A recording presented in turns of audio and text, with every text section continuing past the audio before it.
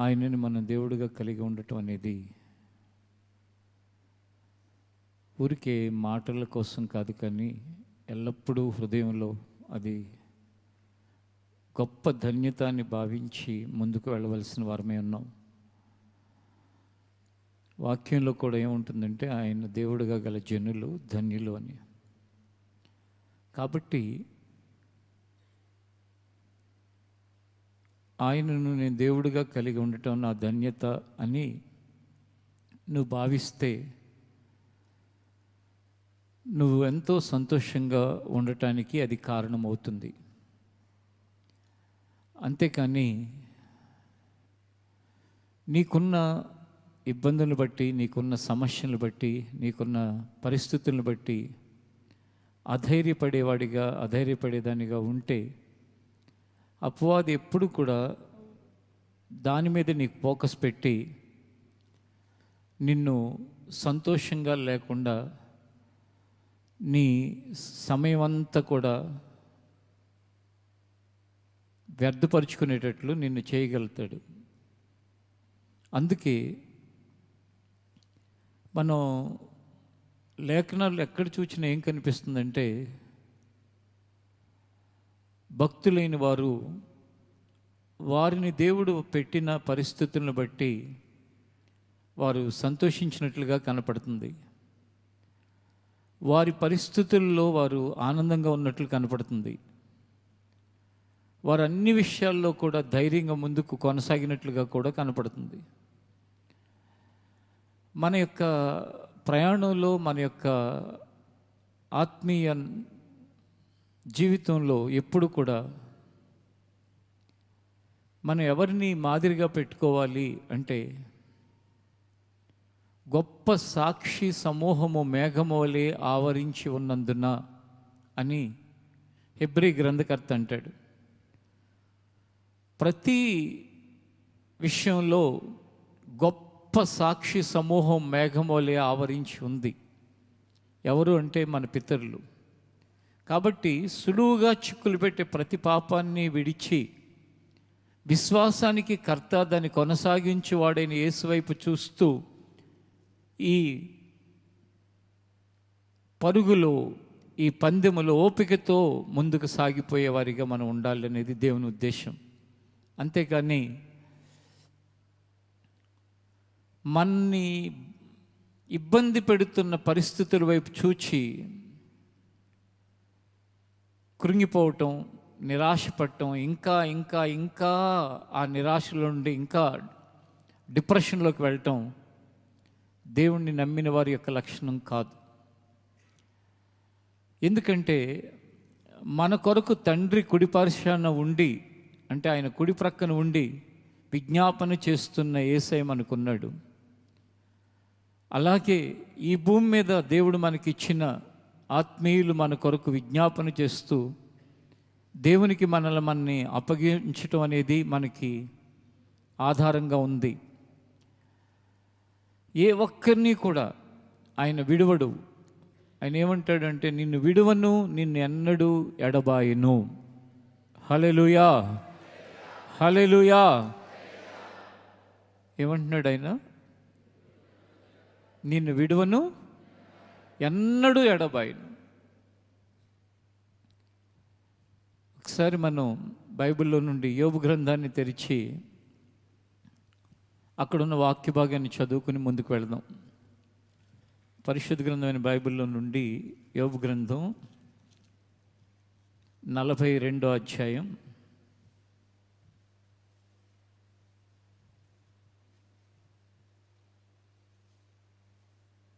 12వ వచనాన్ని మనం చదువుకుందాం.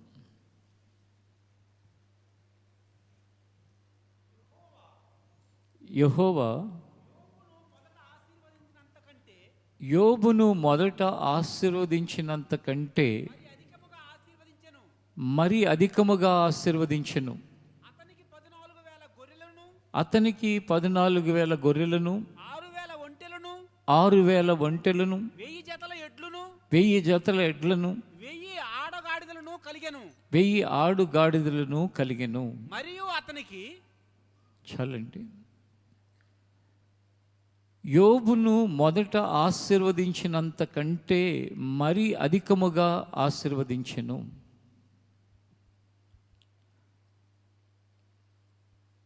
మీలో ఇంకా యోబు గురించి తెలియని వాళ్ళు ఉంటే ఈరోజు ఖచ్చితంగా తెలుసుకోవాలి. ఎందుకంటే అతని యొక్క జీవితం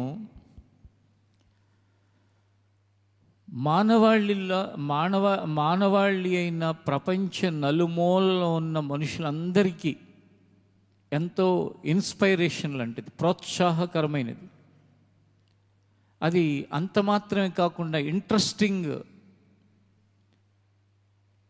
బయోగ్రఫీ యోబుది. ఎందుకంటే యోబు అనే వ్యక్తి యొక్క జీవితం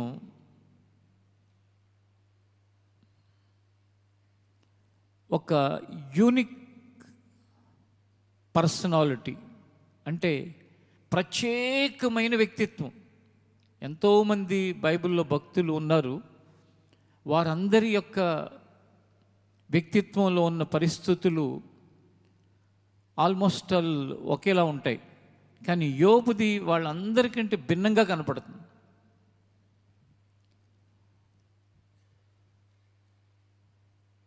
ఎందుకంటే మానవ జ్ఞానంతో చూస్తే కనుక అన్యాయం జరిగిందేంటి యోబుకి అనిపిస్తుంది.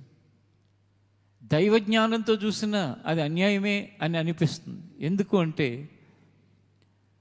ఒక పరీక్ష కోసం,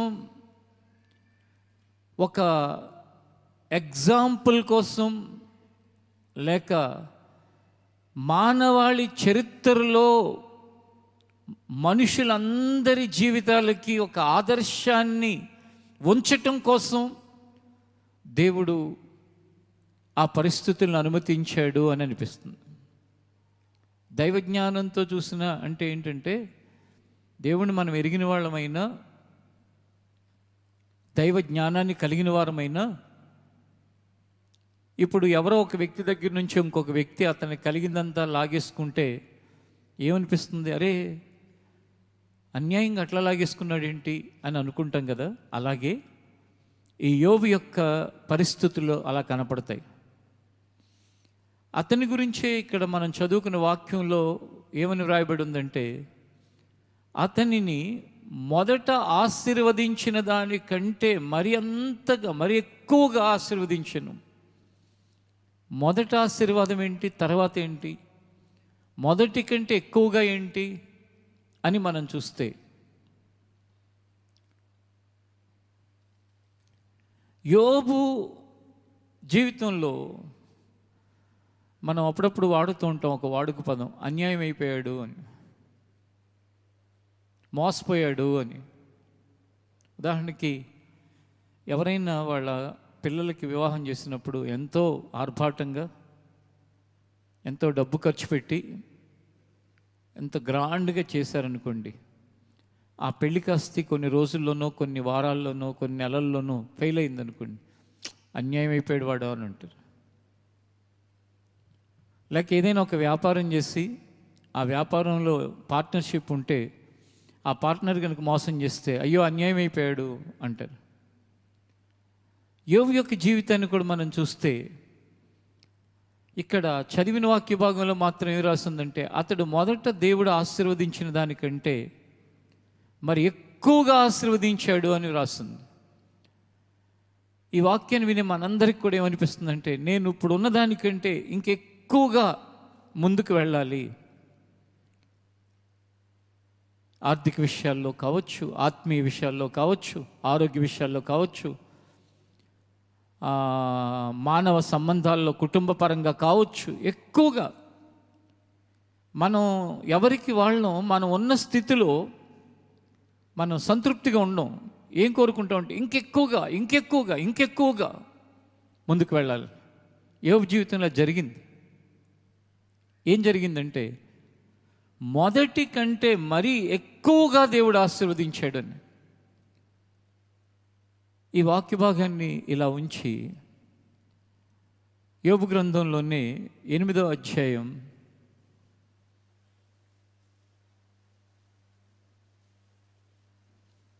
7వ వచనాన్ని ఒకసారి చదువుకుందాం. అప్పుడు నీ స్థితి మొదట కొద్దిగా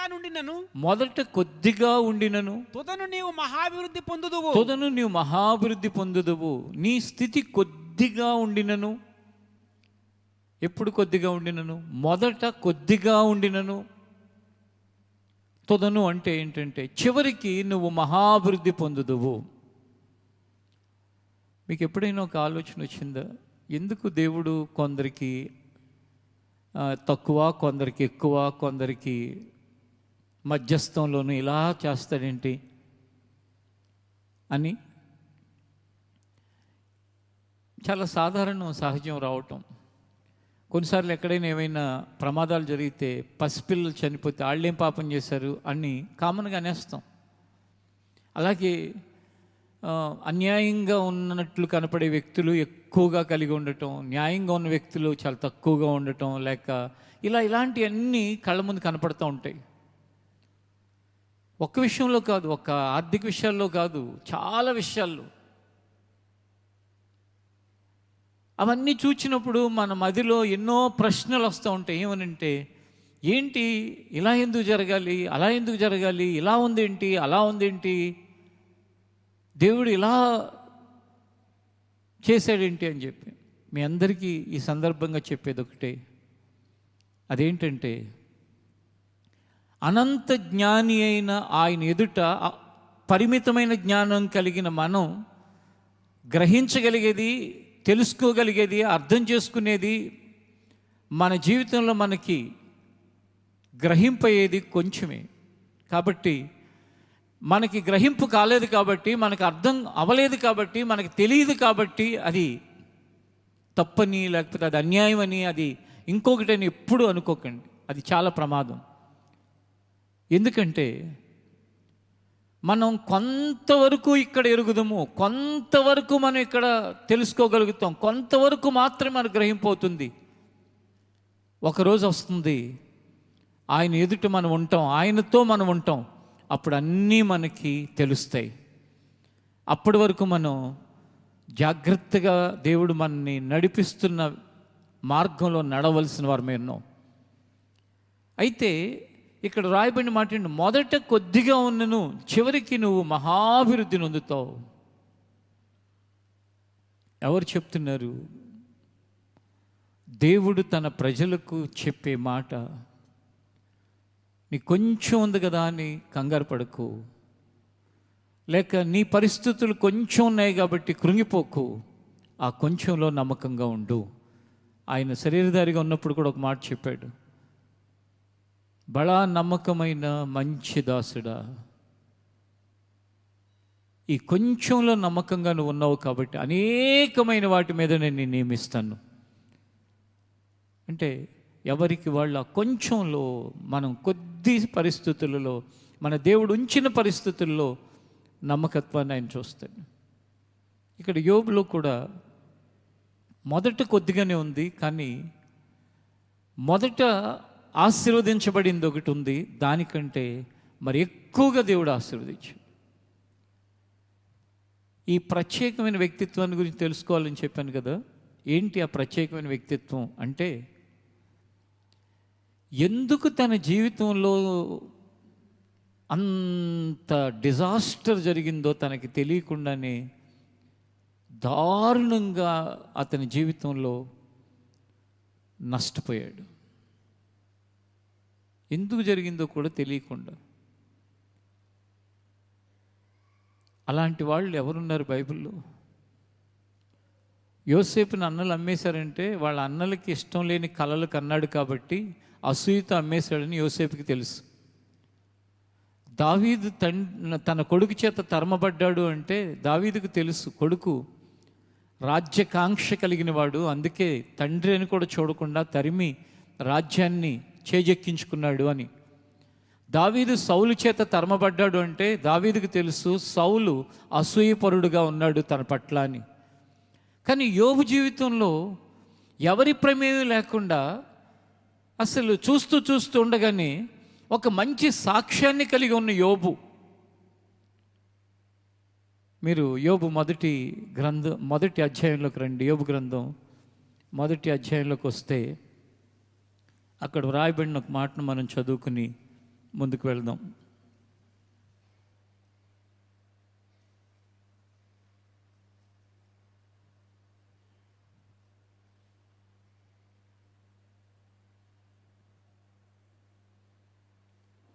మొదటి అధ్యాయం 6వ వచనం. దేవదూతలు యెహోవా సన్నిధి నిలుచుటకై వచ్చిన దినమొకటి తటస్థించెను. యెహోవా సన్నిధి నిలుచుటకై వచ్చిన దినమొకటి తటస్థించెను. ఆ దినమున అపవాది అగువాడు వారితో కలిసి వచ్చెను. యెహోవా నీవు ఎక్కడి నుంచి వచ్చితివని వానిని అడుగగా అపవాది భూమి మీద ఇటు అటు తిరుగులాడుచు అందులో సంచరించుచు వచ్చినని యెహోవాకు ప్రత్యుత్తరం ఇచ్చెను. అందుకు యెహోవా నీవు నా సేవకుడైన యోబు సంగతి ఆలోచించితివా? అతడు యథార్థవర్తుడు న్యాయవంతుడునై దేవుని యందు భయభక్తులు కలిగి చెడుతనమును విసర్జించిన వాడు భూమి మీద అతని వంటి వాడు ఎవడునూ లేడు అని అడుగగా అపవాది యోబు ఊరకనే దేవుని యందు భయభక్తులు కలవాడాయన నీవు అతనికిని అతని ఇంటి వారికిని అతనికి కలిగిన సమస్తమునకును చుట్టూ కంచె వేసితివి కదా. నీవు అతని చేతి పనిని దీవించుచుండుట చేత అతని ఆస్తి దేశములో బహుగా విస్తరించి ఉన్నది. అయినను నీవు ఇప్పుడు నీ చేయి చాపి అతనికి కలిగిన సమస్తమును మొత్తిన ఎడల అతడు నీ ముఖము ఎదుటనే దూషించి నిన్ను విడిచిపోవును అని యెహోవాతో అనగా. చూడండి, మీరు 7వ వచనాన్ని ఒకసారి చూస్తే, ఎక్కడి నుంచి వచ్చావు అని చెప్పి దేవుడు అపవాదిని అడిగాడు. అంటే సాతానుని. నేను భూమి మీద అటు ఇటు తిరుగుతూ వచ్చాను. 6వ వచనంలో చూస్తే ఇక్కడ ఈ పాయింట్లు మీరు ఎప్పుడు నోట్ చేసుకుని ఉండాలి. ఎందుకంటే మైండ్లో దేవదూతలు యెహోవా సన్నిధి నిలుచుటగా వచ్చిన దినము అపవాది కూడా వారితో కలిసి వచ్చెను. అంటే ఎవరినైనా మనం మన ఇంటికి రాకుండా ఆపగలం, కానీ వాడిని ఆపలేం. చాలామంది ఏం చేస్తారో తెలుసా? ఒక భయంకరమైన రూపం, ఆకారం ఉండి నాలుగు బయటికి తెరిచిన ఒక రూపాన్ని ఇంటి ముందు పెడతారు. ఎందుకంటే ఏది మా ఇంట్లోకి రాకూడదని. ఏది వస్తుందో రాదో తెలియదు, కానీ అది చూస్తేనే భయం వేసిపోతుంది. ఇంకా వేరే ఏదో రావటం ఎందుకు? క్రైస్తవులు కొంతమంది ఏం చేస్తారో తెలుసా? అస్సలు ఎప్పుడు దేవుడు మా ఇంట్లో ఉంటాడు, దేవుని ఆత్మ మా ఇంట్లో ఉంటుంది, అస్సలు మా ఇల్లంతా చాలా ఒక ఆత్మీయంగా ఉంటుంది అని సంతోషపడుతూ ఉంటారు. దేవుడు మీ ఇంట్లో ఉండటం కాదు, దేవుడు నీ హృదయంలో ఉండాలి. ఇంట్లో దేవదూతలు రావచ్చు, సాతాను కూడా రావచ్చు, కానీ దేవుడు నీలో ఉంటే సాతాను ఏం చేయలేడు. ఎక్కడికి వెళ్ళాడు సాతాను? దేవుడు నీ ఇంట్లో కూడా, సాతాను నీ ఇంట్లో కూడా ఉండొచ్చు. అంటే మీలో కొంతమందికి కోపం, లేకపోతే కొంతమందికి ఇలా అంటారు ఏంటి అని అనిపిస్తూ ఉండొచ్చు. సాతానికి ఏముంది? ఎక్కడైనా ఉంటాడు. దేవదూతలు దేవుడి దగ్గరికి వెళితే వాళ్ళతో కలిసి వెళ్ళాడు. ముందేమన్నా దేవుడి దగ్గర అపాయింట్మెంట్ తీసుకున్నాడా? మీలో కొందరికి ఒక ప్రశ్న రావచ్చు, దేవుడి దగ్గరికి ఎలా వెళ్ళగలుగుతాడు అని. ఒకానొక రోజున దేవుని దగ్గర ఉన్న ఒక ప్రధాన దూత, అతని పేరు లూసిఫర్, అతనే ఈ సాతాను. కాబట్టి దేవుడిచ్చిన అధికారం, దేవుడిచ్చిన అతనికి ఇచ్చిన ఆ స్థానం, ఏ స్థానం అంటే ఒక ప్రధానమైన దూత, ఆ దూతగా ఉన్నవాడు తిరుగుబాటు చేశాడు. అయితే దేవదూతలతో కలిసి వెళ్ళాడు దేవుని దగ్గరికి. అలాగే నీ దగ్గరికి, నా దగ్గరికి, లేకపోతే ఎక్కడైనా సంచరిస్తాడు. కానీ మనలో దేవుని యొక్క ఆత్మ ఉంటే కనుక మనల్ని ఏం చేయలేడు.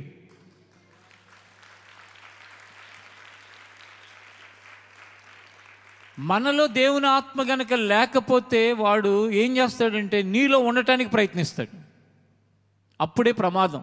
ఇక వాడు నీలోకి వచ్చాడా, నువ్వు ఒక మనిషిలాగా బ్రతకవు. వాడు నీలోకి వచ్చాడా, ఇక నువ్వు మనిషిలాగా ప్రవర్తించవు. నీవు ఇక ఎలా ప్రవర్తిస్తావు అంటే చాలా ఘోరంగా ప్రవర్తిస్తావు. ఇక్కడ కూడా దేవదూతలతో పాటు వస్తే నువ్వు ఎక్కడి నుంచి వచ్చావు అంటే అటు ఇటు తిరుగుతున్నాను భూమి మీద అని చెప్పాడు. చెప్పిన తర్వాత దేవుడు అడిగాడు, నా సేవకుడైన నా కుమారుడైన యోబు సంగతి నీకు తెలుసా అని అడిగాడు. ఇది వింటున్న మీలో ప్రతి వారిని నేను అడుగుతున్నాను, మన గురించి దేవుడు ఇలా అడగగలిగే విధంగా మన జీవితంలో ఏమున్నాయి? మీలో చిన్నాళ్ళ దగ్గర నుంచి అందరూ ఒకసారి ఆలోచించుకోండి. నిన్ను గురించి దేవుడు ఎవరితో అయినా, ఇదిగో నా కుమారుడు లేకపోతే నా కుమార్తె ఇలాంటి వాడు, ఇలాంటిది ఎక్కడైనా చూసావా అని ఎవరినైనా అడిగేటట్టు మనలో ఏమైనా ఉన్నాయా? అంటే మంచితనం కానీ, దయాగుణం కానీ, ప్రేమ కానీ, క్షమాగుణం కానీ, త్యాగం కానీ, సమర్పణ కానీ ఉన్నాయంటే లేవని కాదు నేను అనేది, ఉన్నాయి అనే సంగతి నాకు కూడా తెలుసు. కానీ ఎవరికి వాళ్ళు ప్రశ్న వేసుకుంటే, ఇదిగో నేను ఎవరినో తెలియని కుటుంబంలో నుండి వచ్చాడు ఈ వ్యక్తి, కానీ నన్ను ఎరిగిన వెంటనే, నా గురించి విన్న వెంటనే నా ప్రేమను అర్థం చేసుకుని నన్ను వెంబడిస్తున్నాడు ఇతను. వీళ్ళ అన్నలు వెంబడించట్లేదు, వీళ్ళ తమ్ముళ్ళు వెంబడించట్లేదు, వీళ్ళ చెల్లెళ్ళు అక్కలు వెంబడించట్లేదు, ఇతను ఒక్కడే నన్ను వెంబడిస్తున్నాడు అని చెప్పగలిగే విధంగా మీలో కొందరు ఉండుండొచ్చు. ఇదిగో ఈమెను చూడు, ఇంట్లో ఎవ్వరు వెంబడించట్లేదు, కానీ ఎవ్వరు వెంబడించకపోయినా ఇల్లంతా ఈమెకు వ్యతిరేకంగా ఉన్నా ఈమె నన్ను వెంబడిస్తుంది. ఎంతో బలవంత పెడుతున్నా ఆ దేవుణ్ణి వదిలిపెట్టు అని చెప్పి వదిలిపెట్టకుండా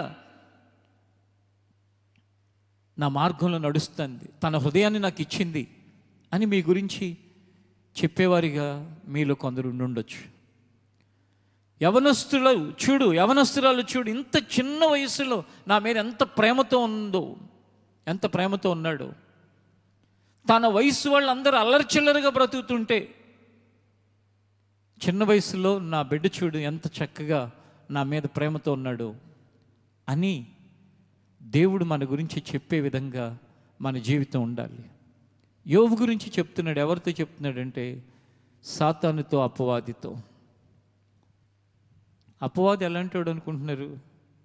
అస్సలు వారవలేడు. ఎవరి గురించి అన్న మంచిగా చెప్తే చాలు. మీలో ఎంతమంది మంచి విషయాలను వారవలేని వాళ్ళగా ఉన్నారు? ఎవరైనా నీ తోటి వాళ్ళ గురించి, నీ మందిరంలో ఉన్న ఇంకెవరి గురించో ఎవరైనా మంచిగా చెప్తుంటే వారవలేని స్థితిలో ఉన్నావా? నిన్ను ప్రేరేపిస్తున్నది వారవలేనట్టుగా దేవుడు కాదు, అపవాది. ఎదుటి వాళ్ళ మంచిని జీర్ణించుకోలేని ప్రతి వ్యక్తిలో అపవాది వాళ్ళని తొందర చేస్తున్నాడని గ్రహించండి. సాతాను లక్షణాలలో ముఖ్యమైన లక్షణం ఏంటో తెలుసా? ఎదుటి వాళ్ళ యొక్క మంచిని ఏమాత్రం కూడా వినలేడండి. ఇప్పుడు యోబు గురించి చెప్పాడే అనుకోండి దేవుడు, అవును నిజమే అనొచ్చుగా. నిజమా అబద్ధమా? యోబు గురించి దేవుడు చెప్పింది చెప్పాలి, నిజమే కదా. మరి నిజమే అనొచ్చు. కానీ ఏమంటున్నాడు తెలుసా? ఊరికే ఏమన్నా నీ మీద ప్రేమతో ఉన్నాడా? నువ్వు అతని కలిగిన దాన్ని అంతటిని బాగా ఆశీర్వదించావు కాబట్టి అతను అలా ఉన్నాడు. చూడండి 8వ వచనంలో మాటను చూడండి. చూస్తే అపవాది ప్రశ్నిస్తున్న దానికిను యోబు బ్రతుక్కిను ఏమన్నా సంబంధం ఉందా? అందుకు యెహోవా, ఆ, నీవు నా సేవకుడైన యోబు సంగతి ఆలోచించితివా? ఆ, అతడు యథార్థవర్తుడును ఆ, న్యాయవంతుడినై ఆ. దేవుని యందు భయభక్తులు కలిగి చెడుతనము విసర్జించిన వాడు. చూడండి, యథార్థత, న్యాయము, దైవ భయము, చెడుతనాన్ని వదిలిపెట్టడం అనేవి ఆశీర్వదించబడటం వలన వదిలిపెడతాడండి ఎవడైనా. మీరు కూడా ఉన్నారు కదా, మీ స్థితి కొంచెంగా ఉన్నప్పుడు ఎంతో భయం కలిగి ఉన్నారు. స్థితి పెరగగానే భయం తగ్గిందా లేక దేవుని పట్ల భయం పెరిగిందా? ఎక్కువ మంది భయం తగ్గిపోతుంది. చెడుతనాన్ని విసర్జించాడు. చెడుతనం ఎప్పుడు ప్రారంభమవుతుంది మనుషులకి? అతనిలో డబ్బు లేక అతనిలో అధికారం, అతనికి ఘనత ఇవన్నీ పెరుగుతున్న కొలది చెడుతనం ప్రారంభమవుతుంది. మామూలుగా ఉన్నట్టు బాగానే ఉంటారు. కానీ యోబు గురించి సాతాను దేవుడి దగ్గర వేసే ప్రశ్నలోనే తప్పుంది. అది పచ్చి మోసకరమైన మాటలు. ఏమనంటే, ఊరకేమైనా యథార్థంగా ఉన్నాడా? ఊరకే న్యాయంగా ఉంటున్నాడా? ఊరినే చెడుతనాన్ని విసర్జించాడా? ఊరినే నీ యందు భయభక్తులు కలిగి ఉన్నాడా? నువ్వు అతన్ని ఆశీర్వదించావు కాబట్టి. ఇక్కడ చాలా ముఖ్యమైన పాయింట్ ఉంది, ప్రతి వాళ్ళు శ్రద్ధగా వినాలి, ముఖ్యంగా పెద్దవాళ్ళు. నువ్వు దేవుణ్ణి నమ్ముకున్న సమయానికి నీ పరిస్థితులు కొంచెం, నువ్వు దేవుణ్ణి ఎరిగే సమయానికి మీ అమ్మా నాన్నలో, మీ కుటుంబ సభ్యులో, మీ కుటుంబ పరిస్థితులన్నీ చాలా చాలా చిన్నవి. అప్పుడు నువ్వు ఎంతో భయభక్తులు కలిగి, ఎంతో శ్రద్ధాభక్తులతో, ఎంతో విధేయతతో, ఎంతో నీతిగా బ్రతికావు. కానీ దేవుడు ఆ పరిస్థితుల్లో నుండి నిన్ను ముందుకు తీసుకొచ్చాడు, దీవించాడు, ఆశీర్వదించాడు, వర్ధల చేశాడు. ఈ రోజున ఆ భక్తి ఉందా? ఈ రోజున ఆ నీతి ఉందా? ఈ రోజున దేవుని పట్ల అట్టి భయభక్తులు ఉన్నాయా? ఎవరైతే ఉన్నాయని చెప్పగలరో అట్టి వారందరూ ధన్యులు. ఎవరైతే సమాధానం చెప్పుకోలేని స్థితిలో ఉన్నారో, నిజమే నా భక్తి తగ్గింది,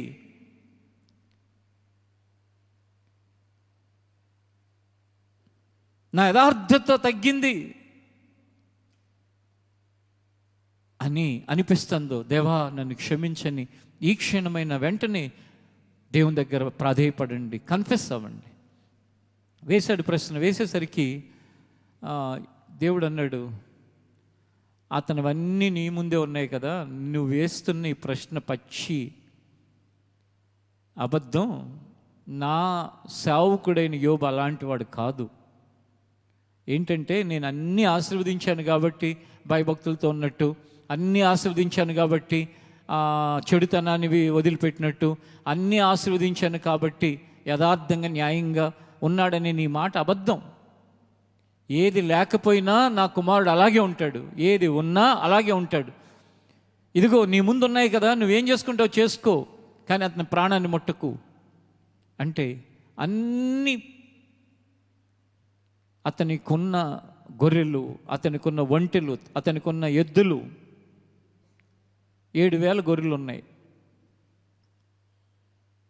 ఆ 7,000 గొర్రెలు చచ్చిపోయాయి.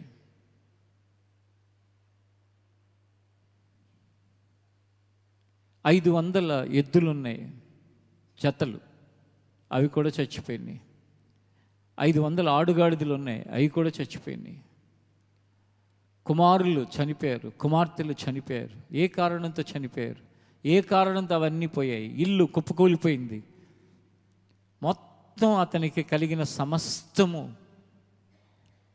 చూస్తూ చూస్తూ చూస్తూ ఉండగానే ఒక్క రోజులో పేక మేడలా కూలిపోయాయి. అసలు అలాంటి పరిస్థితి మానవ జ్ఞానంతో ఆలోచిస్తే సాధ్యమేనా అనిపిస్తుంది. కానీ దేవుడు గనక నిర్ణయిస్తే, దేవుడు గనక ఆయన కంచెని తీసివేస్తే, దేవుడు గనక ఆయన కాపుదలను ప్రక్కన పెడితే ఎవరి జీవితమేనంతే. ఆ ఒక్క యోబే కాదు, ప్రపంచవ్యాప్తంగా ఎంతోమందిని మనం చూస్తున్నాం. ఈరోజు వాళ్ళ పరిస్థితి వేరు, రేపు అయ్యేసరికి అంత తారుమారు. ఇక్కడ యోబు జీవితంలో దేవుడు అనుమతించాడు. అందుకే నేను చెప్పాను ప్రారంభంలో, అతను యూనిక్ పర్సనాలిటీ. అలాంటి పరిస్థితి బైబిల్ గ్రంథంలో ఎవ్వరికీ కూడా కలగల. కానీ దేవుడు అతనిని మనందరి ఎదుట ఆదర్శంగా పెట్టడానికి దాన్ని అనుమతించాడు అని అనిపిస్తుంది. యథార్థవంతుడిది పిల్లలు చచ్చిపోవటం ఏంటి? న్యాయవంతుడి పిల్లలు చచ్చిపోవటం ఏంటి? చెడుతనాన్ని విసర్జించిన వాడి ఆస్తి పోవటం ఏంటి? దైవ భయం భక్తి కల వ్యక్తి అన్నీ పోగొట్టుకుని అలా నిలబట్టం ఏంటి చెప్పండి? అలా జరిగిన తర్వాత ఆశ్చర్యకరమైన విషయం ఏంటంటే మరలా మరి ఒక రోజు ఒకటి వచ్చిందంట. దేవదూతలు దేవుని దగ్గరికి వెళ్ళే రోజు. ఆ రోజు కూడా మరలా వెళ్ళాడు మనవాడు అంటే మన విరోధి అయిన అపవాది. వెళ్ళి ఈసారి మరలా అడిగాడు, చూసావా నా కుమారుడు నా సేవకుడని యోబు సంగతి, నువ్వు అన్నావు కదా, ఆ మాటను ఒకసారి చూడండి. 12వ వచనంలో,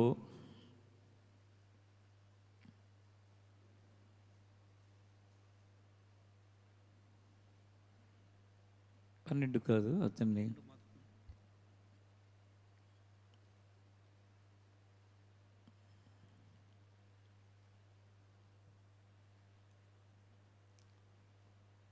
రెండో అధ్యాయం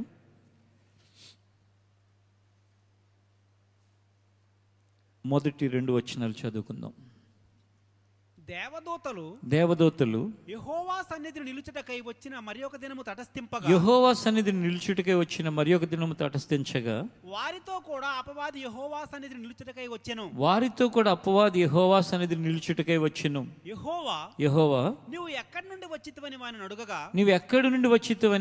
వారిని అడుగగా అపవాది భూమిలో ఇటు అటు తిరుగులాడుచు భూమిలో అటు ఇటు తిరుగులాడుచు అందులో సంచరించుచు వచ్చినని యెహోవాకు ప్రత్యుత్తరం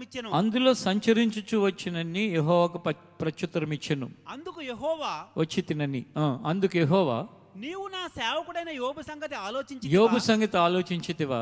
అతడు యథార్థవర్తనుడు న్యాయవంతుడునై దేవుని యందు భయభక్తులు కలిగి చెడుతనము విసర్జించిన వాడు భూమి మీద అతని వంటి వాడు ఎవడునూ లేడు. నిష్కారణముగా అతనిని పాడు చేయుటకు నీవు నన్ను ప్రేరేపించినను అతడు ఇంకనూ తన యథార్థతను వదలక నిలకడగా ఉన్నాడు. హల్లెలూయా, గట్టిగా చెప్పండి హల్లెలూయా. దేవుడు ఏమంటున్నాడో తెలుసా? నిష్కారణముగా అంటే ఏ కారణం లేకుండా అతనిని అంతా కూడా నువ్వు నాశనం చేయటానికి ప్రేరేపించినప్పటికీ అతను యథార్థతని వదలకుండా నిలకడగా ఉన్నాడు. జీవితంలో ఈ మాట మనం కలిగి దేవుడి దగ్గర సాక్ష్యంగా ఉంటే చాలు. అసలు దేవుడు ఎవరి గురించి ఇలా చెప్పలేదండి. ఏమనంటే కారణం లేకుండా ఇలా అయిపోయాడు అని చెప్పలే, కానీ యోబు గురించి చెప్పాడు. అందుకే మీకు ప్రారంభంలోనే చెప్పాను, ఇతని యొక్క వ్యక్తిత్వం యూనిక్ పర్సనాలిటీ. మనమా ఎవరినో తిడతాం, వాళ్ళు చెంపంటే కొడతారు, కొట్టినందుకు బాధపడుతూ ఉంటాం. తిట్టావు కాబట్టి కొట్టారు అంటే తప్పు చేసి శిక్ష పడతా కూడా బాధపడుతూ ఉంటాం. ఇలా అయిపోయింది ఏంటని. నువ్వు చేసినాటికి అసలు చాలా పెద్ద శిక్ష రావాలి, కానీ చిన్న శిక్షనే భరించలేవు. కానీ ఇక్కడ ఏ తప్పు లేదు, యథార్థత వదలలేదు, న్యాయవంతుడు, ఏ తప్పు చేయలేదు, యథార్థత కలిగిన వాడు, న్యాయం కలిగిన వాడు, చెడుతనాన్ని విసర్జించినవాడు, దైవ భయ భక్తులు కలిగిన వాడు. ఇలాంటి వ్యక్తి దేవుడే అంటున్నాడు నిష్కారణముగా, అంటే కారణమే లేకుండా.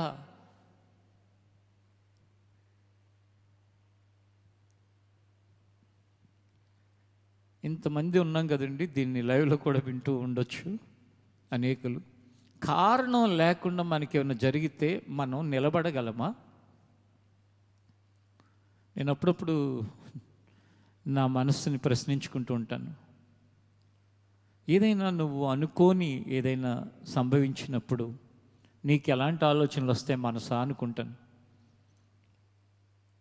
అనుకున్నప్పుడు నా మనసు చెప్తుంది ఏమనంటే, నన్ను చంపినను నేను ఆయన కొరకే కనిపెట్టుకుని ఉంటాను అని.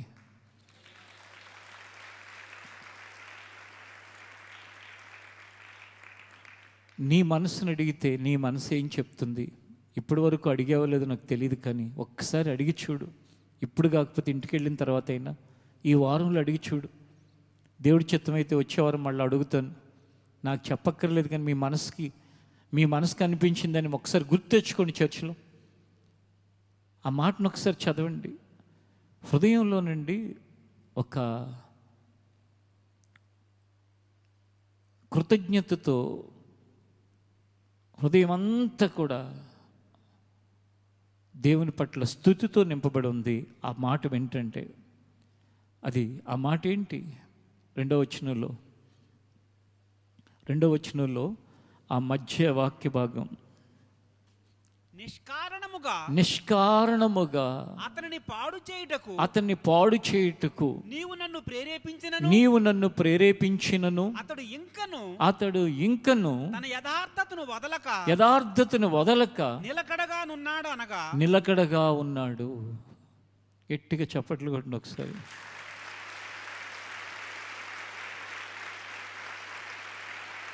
హల్లెలూయా, హల్లెలూయా, ఆమేన్.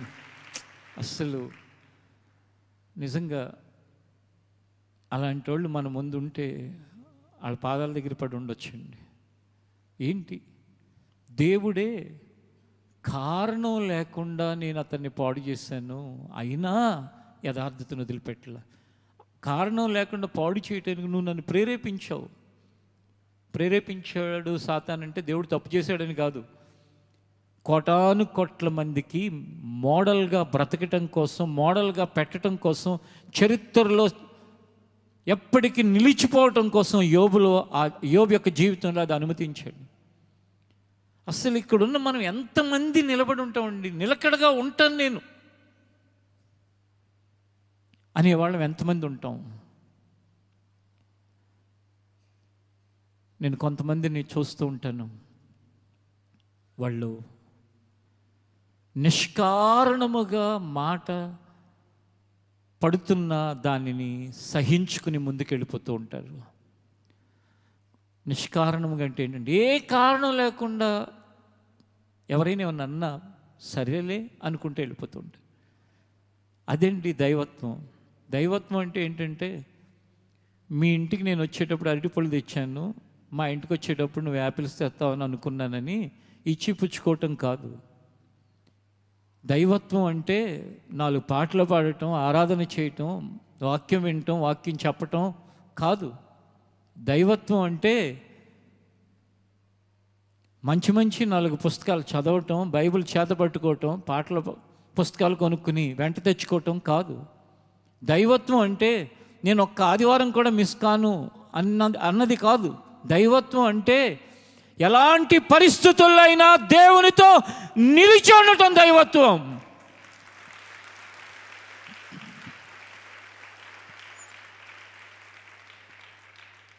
అది కలిగి ఉన్నాడు యోబు. ఎలాంటి పరిస్థితుల్లో అయినా సరే, ఏంటి ప్రభువా ఇంత యథార్థంగా బ్రతికితే ఇదా నాకు ఇచ్చేది? నువ్వు నాకున్నవన్నీ పోగొట్టావు, నా వాళ్ళని చంపేశావు, కుమారులు చనిపోయారు, కుమార్తెలు చనిపోయారు, ఆస్తి మొత్తం పోయింది. అసలు అప్పుడు ఎలాంటి ప్రశ్నలు రావాలి? కానీ ఆ మాటను దాటి వెళ్ళబుద్దిగట్లేదండి. ఏ మాటను దాటో తెలుసా? నిష్కారణముగా పాడు చేయుటకు నువ్వు నన్ను ప్రేరేపించినను అతడు ఇంకను తన యథార్థతను వదలక నిలకడగా ఉన్నాడు. యథార్థతను వదలక నిలకడగా ఉన్నాడు. ఈ సంవత్సరం చివరిలో మనందరికీ ఈ స్వభావం కనుక వస్తే చాలు, నీ జీవితంలో ఇంకా నువ్వు దేని కొరకు వర్రీ అవ్వక్కర్లా. నీ మొదట స్థితి కంటే అది కొద్దిగా ఉన్నా ఎక్కువగా ఉన్నా మహాభివృద్ధిని ఆయన చెందిస్తాడు. అలాగే యోబుకి మొదట ఆశీర్వదించిన దానికంటే మరి ఎక్కువగా ఆశీర్వదించాడు. ఎందుకు? ఆ నిలకడ, ఆయన విడవక నిలకడగా ఉన్న కారణాన్ని బట్టి. ఈ రోజుల్లో ఎవరిని కదిలించిన నుండి అసంతృప్తితో కూడిన మాటలు, అసంతృప్తితో కూడిన సంగతులే మనకు వినపడుతూ ఉంటాయి. ఒక సేవకుల్ని కదిలించండి, ఇది లేదు, అది లేదు, ఇది కావాలి, అది కావాలి, వాళ్ళు అలా చేస్తున్నారు, వీళ్ళు ఇలా చేస్తున్నారు, ఇలా ఉన్నారు, అలా ఉన్నారు, పూర్తిగా డిసప్పాయింట్మెంట్తో కూడిన మాటలు. ఒక సాధారణంగా దేవుని వెంబడించే వాళ్ళని కదిలించిన ఆ చర్చిలో వాళ్ళు అట్లా ఉన్నారు, వీళ్ళు ఇట్లా ఉన్నారు, ఇక్కడ అలా జరుగుతుంది, అక్కడ అలా జరుగుతుంది, ఆ పాస్టర్లు ఇలా చేస్తున్నారు, వీళ్ళు ఇట్లా, నిరాశతో కూడుకున్న పరిస్థితులు.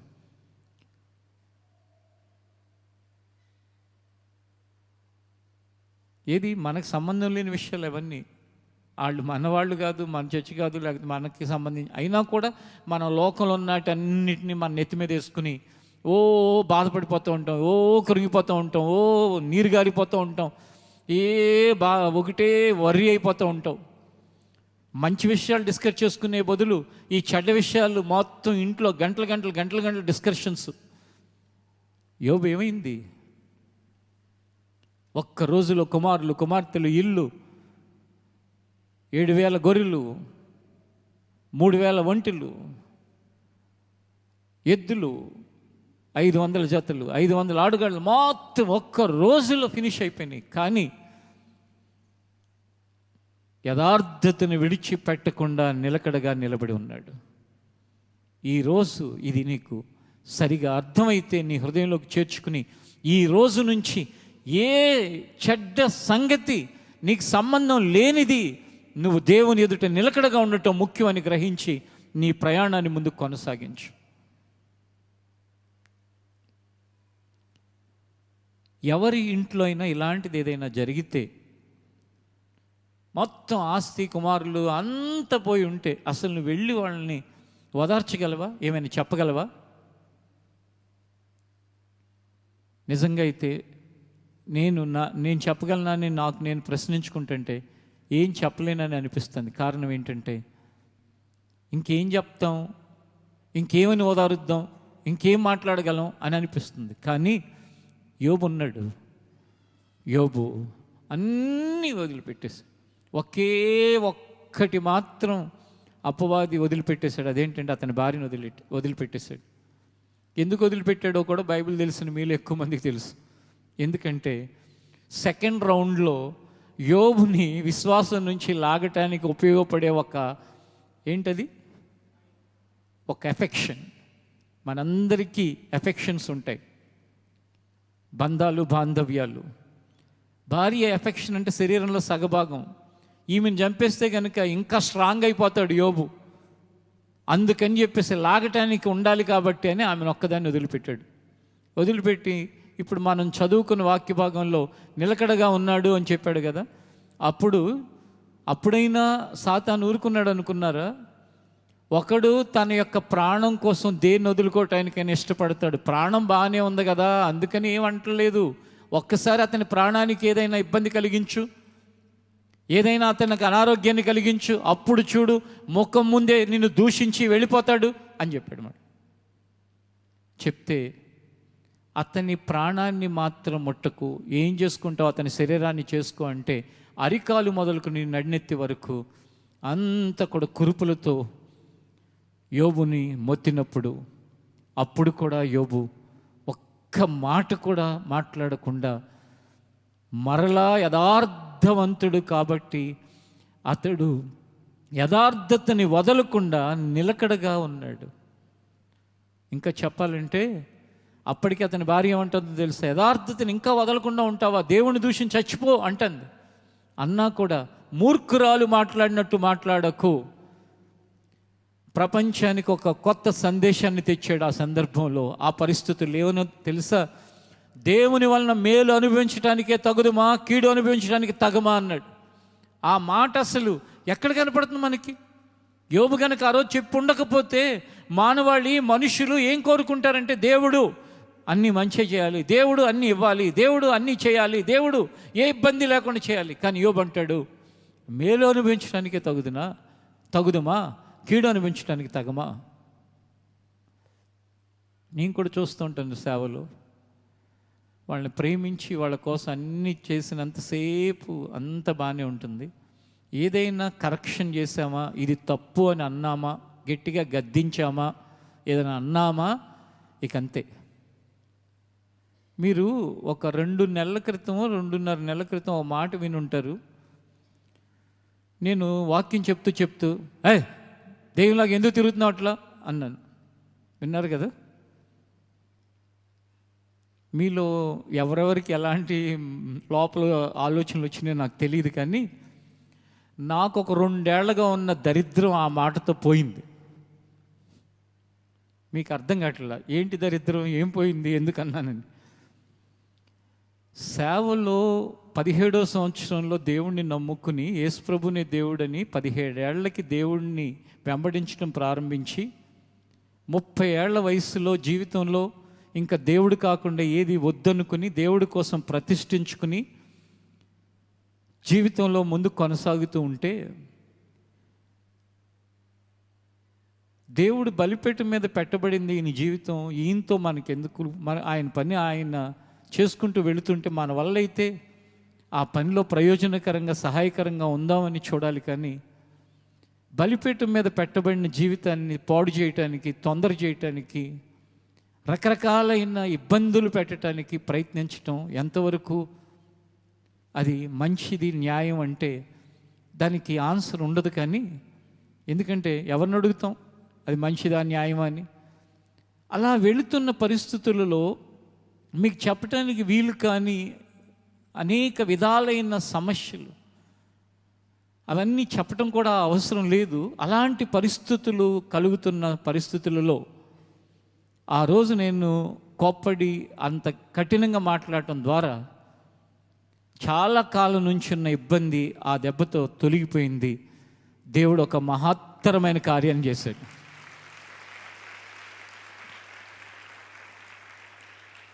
ఎందుకంటే దేవుని మందిరాలు లోకంలో ఉన్న వేరు స్థలాలు లాంటివి కాదు కదా. యాక్షన్ తీసుకోవటానికి, ఏదో ఒకటి చేయటానికి మనం ప్రేమ మాత్రమే చూపించాలి, క్షమించాలి, దయ కలిగి ఉండాలి, సహనంతో ఉండాలి. ఏదైనా ఆ సహనాన్ని, ప్రేమని దాటి ఏదైనా ఒక నిర్ణయం తీసుకుంటే అది ఎంతో ఇబ్బందికరమైంది. కాబట్టి జీవితంలో మీరు ప్రతి సందర్భంలో కూడా ఎలాంటి పరిస్థితి సంభవించినప్పటికీ, ఎలాంటి సమస్యను నువ్వు ఎదుర్కొంటున్నప్పటికీ, నీ యొక్క స్థితిగతులు ఏమైనప్పటికీ, అవి ఆరోగ్య సంబంధమైనవి కావచ్చు, ఆర్థిక సంబంధమైనవి కావచ్చు, కుటుంబ సంబంధమైనవి కావచ్చు, నీ పిల్లల్ని బట్టి కావచ్చు, ఏది ఏమైనప్పటికీ జీవితంలో నువ్వు ఉండాల్సింది ఏంటో తెలుసా? ఆయన సన్నిధిలో నిలకడగా నువ్వు ఉండటం, ఆయన ఎదుట నిలబడి ఉండటం కావాలి. అంతేగాని ఇంత యథార్థంగా నేను బ్రతుకుతుంటే నా పిల్లలు చచ్చిపోవటం ఏంటి, ఇంత న్యాయంగా నేను బ్రతుకుతుంటే నా ఆస్తులు పోవటం ఏంటి, ఏ తప్పు చేయకుండా బ్రతుకుతుంటే ఒక్క రోజులు అంతా ఇంత ఘోరం జరిగిపోతుందా, దేవుడు అనేవాడు అసలు ఎక్కడున్నాడు అని ప్రశ్నించాల్సిన పరిస్థితి. కానీ యోబు యథార్థతని విడవక నిలకడగా అలా నిలబడి ఉన్నాడు.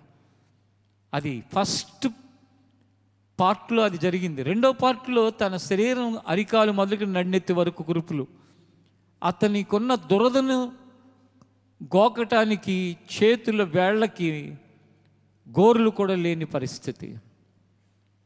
అంటే ఫస్ట్ పార్ట్లో కేవలం బాహ్య సంబంధమైనవి, బయట పరిస్థితులు. సెకండ్ పార్ట్లో తన శరీరానికే ఒక సమస్య, అయినా యథార్థతను వదలకుండా నిలబడి ఉన్నాడు. మీలో ఏదైనా ఒక్క మాట సరిచేస్తేనో, ఒక మాట అంటేనో, ఒక మాట ఎవరైనా మాట్లాడితేనో ముఖమంతా మార్చుకోవటం, మూతంతా బిగబెట్టడం, లేకపోతే వాళ్ళ వైపు అసలు చూడకుండా చర్చిలో వాళ్ళు కనపడిన ఇంకో పక్కకి తిరిగిపోవటం, దాన్ని దైవత్వం అనొచ్చా? నిజంగా నువ్వు దేవుని కుమార్తెవి అని అనిపించుకుంటావా? దేవుని కుమారుడుగా నీకు ఆ గుణలక్షణాలు ఉన్నాయా? ఆలోచించండి. యోబు వైపు చూడండి ఒకసారి. ముఖ్యంగా ఇప్పుడిప్పుడు ఎదుగుతున్న పిల్లలకి చెప్తున్నాను. ఎందుకంటే మీ అమ్మాబాబులు మీకు కష్టం అంటే ఏంటో తెలియకుండా మిమ్మల్ని బాగా అల్లారు ముద్దుగా పెంచుతున్న బాపుతాళ్ళు కొంతమంది. మిమ్మల్ని ఏ చిన్న మాట అన్నా మీ యొక్క ప్రవర్తన, మీ యొక్క ముఖం, మీ మాటలు ఎంత భయంకరంగా ఉంటాయో మీకు, మీ ఫ్రెండ్స్కి తెలుసు. వాక్యం దగ్గరకు వచ్చి మీ బాల్యకాలం నుండి వాక్యం మీద ఆధారపడి దేవుని వైపు చూడండి.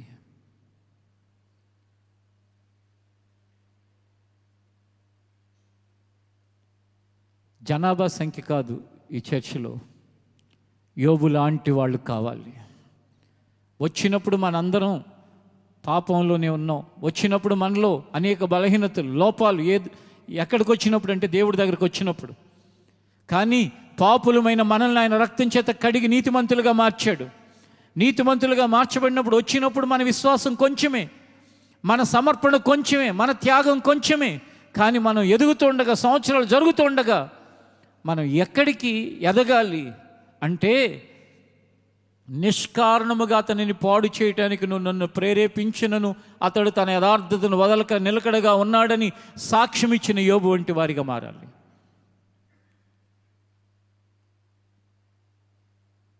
నిష్కారణంగా పాడు చేయటం ఏంటి? కారణం ఉండేదైనా నష్టం కలిగితేనే ఓర్చుకోలేకపోతున్నాం. మనం చేసే అనేక తప్పులకి ఒక చిన్న ట్రీట్మెంట్ లాగా దేవుడు ఎప్పుడైనా మనం సరిచేయటానికి ఏదైనా మన జీవితంలో ఇబ్బంది కలిగితేనే మనం భరించలేకపోతున్నాం. తప్పు తప్పు తప్పు. మీ ప్రవర్తనలో ఆ లోతైన ఆ మార్పు కావాలి. అదేంటి అంటే, నేను వదలను యథార్థతని. అప్పుడు ఏం జరుగుతుంది? నీ స్థితి కొద్దిగా ఉన్న మహాభివృద్ధి చెందుతుంది. నువ్వు కొంచెమే ఉన్నా మొదట ముందు ముందు వర్ధిల్ల చేయబడతావు. యోబు జీవితంలో అదే కదా జరిగింది. ఒకసారి ప్రసంగి గ్రంథం 7వ అధ్యాయం 8వ వచనాన్ని చూడండి.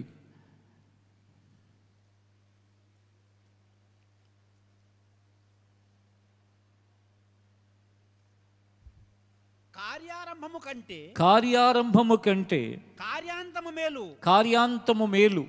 అహంకారము గలవాని కంటే శాంతము గలవాడు శ్రేష్ఠుడు. కార్యారంభము కంటే కార్యాంతము మేలు. కార్యారంభం అంటే ఏంటో తెలుసా? నేను దేవుడిని నమ్ముకున్నాను, నేను దేవుని దగ్గరికి వచ్చాను, దేవుడు నాకు ఆ దీవెనలు ఇచ్చాడు, ఆశీర్వాదాలు ఇచ్చాడు, ఆ మేలులు చేశాడు, మంచిదే కార్యారంభం. కార్యాంతం అంటే ఏంటో తెలుసా? అనేక పరిస్థితులు గుండా, నష్టాల గుండా, ఇబ్బందులు గుండా, అనారోగ్యాల గుండా, శ్రమల గుండా జీవితం ముందుకు కొనసాగినప్పుడు నిలకడగా దేవుని యొద్ద నిలబడి ఉండటం కార్యాంతం. అది యోబులో కనపడుతుంది. మన జీవితంలో కూడా కావాలని దేవుడు కోరుకుంటున్నాడు. యోబు మనకి ఒక ఆదర్శంగా మన జీవితం కొరకు ఉన్నాడు. మనం కూడా అలా బ్రతకాలని దేవుడు ఆశిస్తున్నాడు. ఏదేమైనప్పటికీ కూడా అలా ఎవరు బ్రతుకుతారో, అలా ఎవరు నిలబడి ఉంటారో వారు మొదట కొద్దిగా ఉన్న తోదకు మహాభివృద్ధి చెందుతారు. వారు మొదట కొంచెముగానే ఉన్న యోబు యొక్క జీవితంలో ఏం జరిగిందో తెలుసా? మరలా తిరిగి మీరు 42వ అధ్యాయం 11వ వచనం దగ్గరికి రండి. మనం చదువుకున్నది 12వ వచనం అంతకుముందు. ఇప్పుడు యోబు గ్రంథం 42వ అధ్యాయం 11వ వచనం.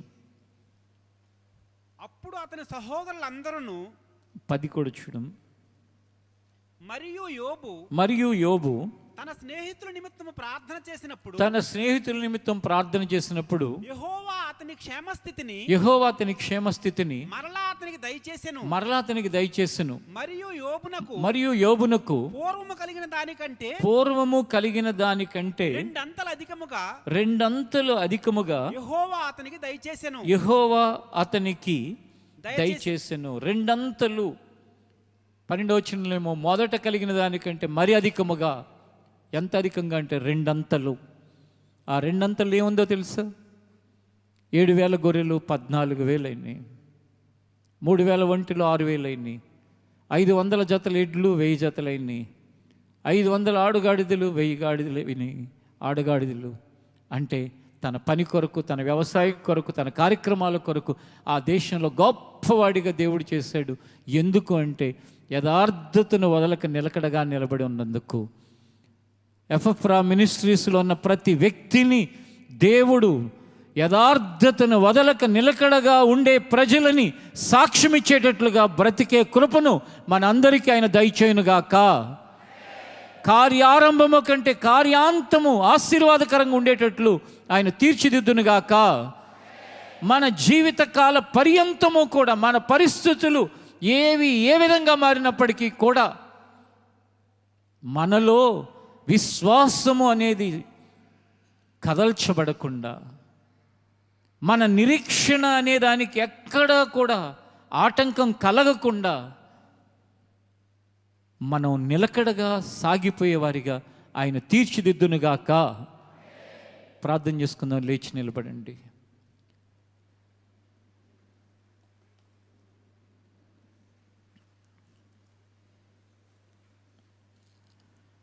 లేచి నిలిచిన వారంతా కూడా ఒకసారి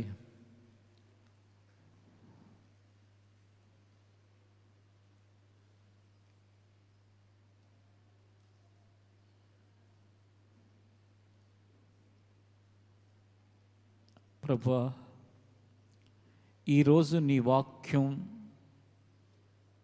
నన్ను త్రాసులో వేసి తూస్తే నేను తోగగలనా, తోగలేనా ప్రశ్నించుకో. ఎవరైనా ముఖ్యమైన అవసరం ఉంటే తప్ప ఎక్కడికి వెళ్ళకండి. ఒక్క క్షణం ప్రశ్నించుకుని దేవుని సన్నిధిలో ప్రార్థించుకోండి. ఈరోజు నీ వాక్యము నన్ను త్రాసులో వేసి తూస్తే నేను తోగగలనా? ఆన్సర్ చేయి దేవుడికి. దేవా, ఇప్పుడు ఉన్న పళానైతే, ఉన్న ప్రకారం అయితే నేను తోగలేను, కానీ నేను రాబోయే కాలంలో తోగగలిగేదానిగా, తోగగలిగేవాడిగా నన్ను చేయి దేవా. ఇదిగో నా జీవితాన్ని ఈ మధ్యాహ్నకాల సమయం నీ చేతుల్లో పెడుతున్నాను. ఏది ఉన్నా, ఏది లేకపోయినా, ఏది జరిగినా, ఏది జరగకపోయినా, ఏది ఎలా అయినా, ఏమైనా నిష్కారణముగా పాడు చేయుటకు నువ్వు నన్ను ప్రేరేపించావు అంటున్నాడు దేవుడే. అంటే కారణం లేకుండా పాడు చేశానే అనేది దేవుడు కూడా ఎరిగి ఉన్నాడు.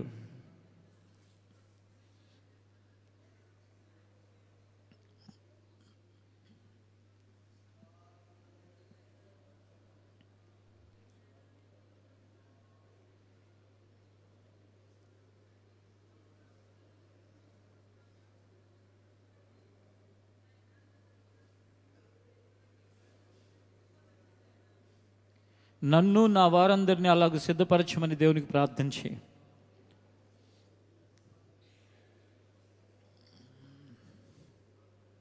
ఎలాంటి పరిస్థితుల్లో కూడా నా యథార్థతను వదలను. వదలకపోతే ఏం జరుగుతుందో తెలుసా నీకు? మొదట నువ్వు కలిగి ఉన్న దానికంటే మరి అధికముగా ఆశీర్వదించబడతావు, రెండంతలుగా ఆశీర్వదించబడతావు.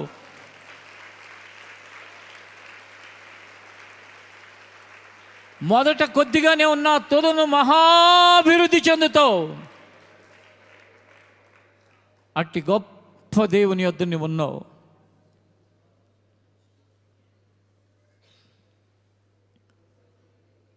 ఆమేన్. పరిశుద్ధుడా, జీవాధిపతి, నీకు స్తోత్రం నాయన. విన్న వాక్య ప్రకారం వాక్యము ఈ మధ్యాహ్నకాలం మమ్మల్ని త్రాసులో వేసి తూస్తే నేను నిలకడగా యథార్థతను వదలకుండా ఉండగలనా అని ప్రశ్న వేసుకుంటే మాలో అనేకులకు ఇప్పటికిప్పుడైతే నేను ఉండలేను అని అనిపిస్తున్నది. దేవా, నా జీవితంలో ఇక ముందైనా ఉండగలిగేవాడిగా, ఉండగలిగేదానిగా సిద్ధపరచు అని మిమ్మల్ని అడుగుతున్నాము తండ్రి. వీరందరి పక్షంగా నేను ప్రార్థిస్తున్నాను. నిశ్చయముగా మేము నిజమైన ఆత్మీయత గలవారమైతే, మాలో ఉన్నది దైవత్వం అయితే, మేము దేవుని కొరకు బ్రతికే భక్తులమైతే నిశ్చయముగా మా యొక్క జీవితంలో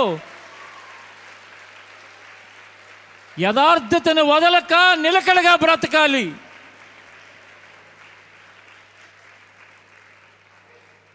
యథార్థతను వదలక నిలకడగా బ్రతకాలి దేవా. అట్టి వారిగా ప్రతి వారిని తీర్చిదిద్దండి నాయన. మేము పైపైన బ్రతకటానికి, పైపైన భక్తిలో ఉండటానికి కాదు నాయన, ఒక అత్యున్నతమైన భక్తిలో నిలవాలని కోరుకుంటున్నాను. మహిమకరమైన జీవితాన్ని జీవించాలని కోరుకుంటున్నాను. అట్టి వారిగా పురుషులు, స్త్రీలు, యవనులు, యవనస్తురాల్ని చేయండి నాయన. సహవాసం అంతటికి అట్టి ఉన్నతమైన ఆధ్యాత్మికమైన స్థాయిని దయచేయండి ప్రభువా. నీ వలన పొందిన వాటిని బట్టి ఆనందిస్తూ 10 మందిని పోగేసుకుని దేవుడు నన్ను ఇలా దీవించాడు, అలా ఆశీర్వదించాడు, ఇలా వర్ధలు చేశాడు అని గొప్పలు పోవటానికి కాదయ్యా. అది ఆత్మీయతలో చిన్న స్థితి, చిన్న స్థాయి నాయన.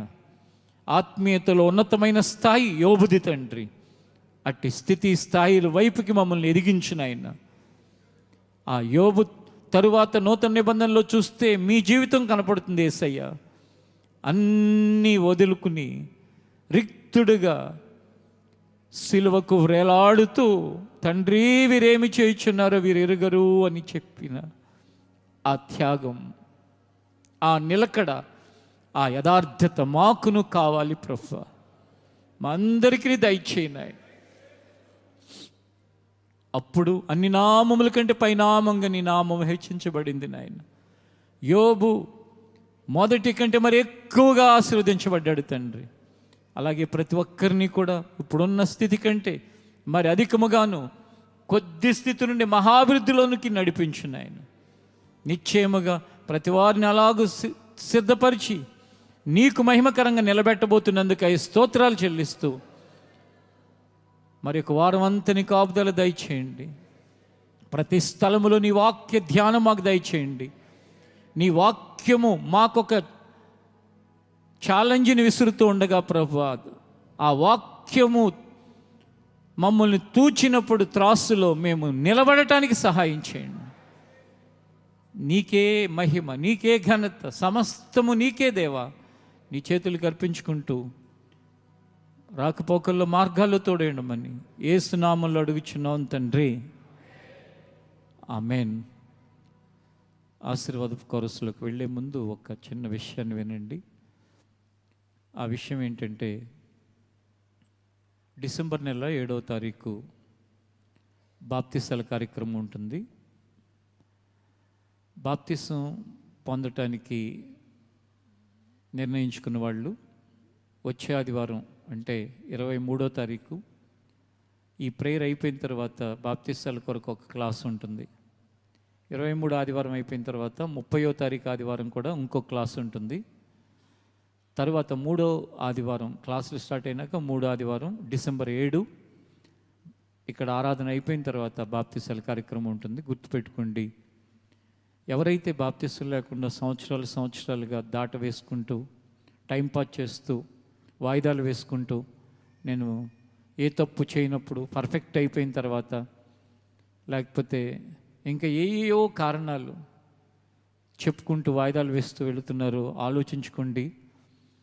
దేవుడి కొరకు ఒక ఉన్నతమైన విలువలతో బ్రతకవలసిన వాళ్ళమై ఉండగా నమ్మి బాప్తిసం పొందండి అన్న దేవుని యొక్క మొదటి మాటను కూడా చేయకుండా ఎంతకాలం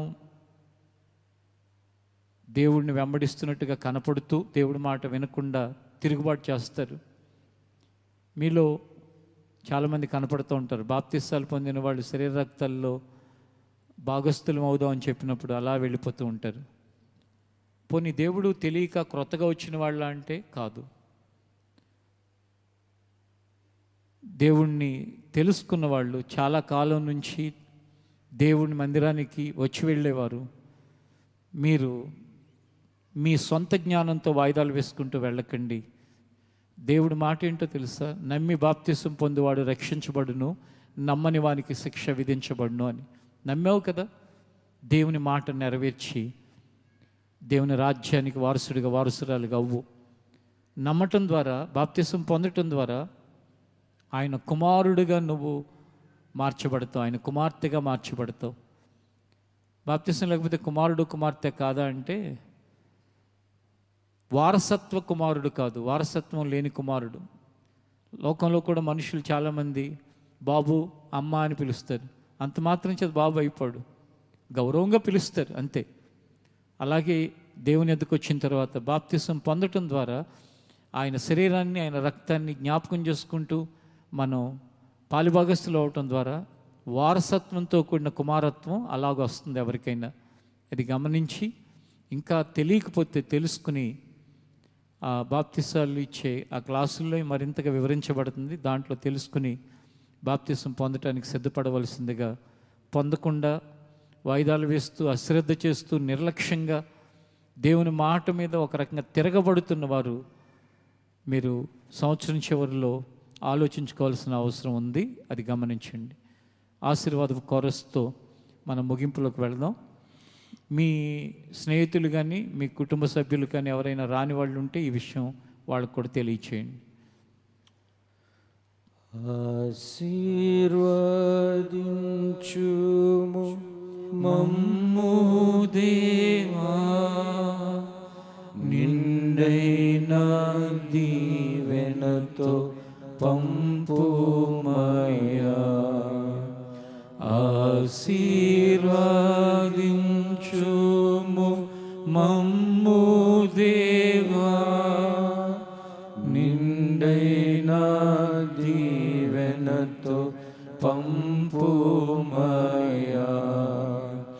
నీదు సన్నిధిలో మేము నిలచి పొందేదామెన్నో మేలులను.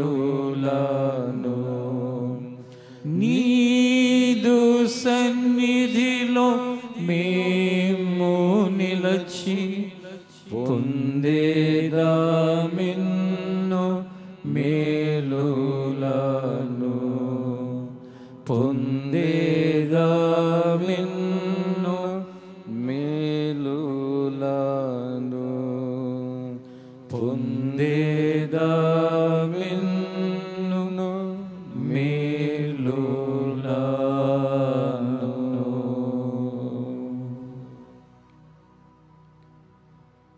తండ్రి అయిన దేవుని ప్రేమ, కుమారుడు రక్షకుడు అయిన యేసుక్రీస్తు కృప, పరిశుద్ధాత్మ దేవుని ఆదరణ సహవాసము ఇక్కడున్న మనకు సకల పరిశుద్ధులకు అనుగ్రహించి నడిపించునుగాక. ఆమేన్. ఈ ఆరాధన ముగింపులో మీ అందరికీ నా హృదయపూర్వకమైన వందనాలు. ఆ బాప్తీసాలు పొందే వారి యొక్క పేర్లు ఆ వెనక పురుషులు స్త్రీలు మే హెల్ప్ దగ్గర ఇవ్వచ్చు, అది గమనించండి.